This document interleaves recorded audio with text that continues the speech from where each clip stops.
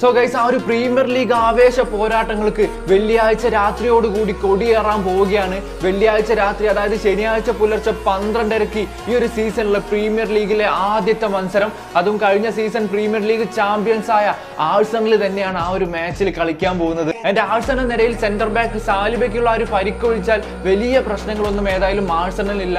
And the red devils Manchester യുണൈറ്റഡിന്റെ ആദ്യത്തെ മത്സരം ശനിയാഴ്ച വൈകിട്ട് 5 മണിക്ക്.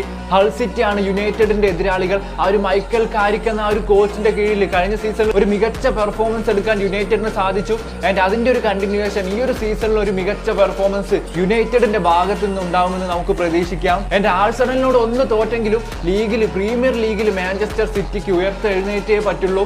ഞായറാഴ്ച വൈകിട്ട് 6:30 സിറ്റിയുടെ ആദ്യത്തെ മാച്ച് വരുന്നത്. ബെർണമൈറ്റ് ആണ് സിറ്റിയുടെ എതിരാളികൾ.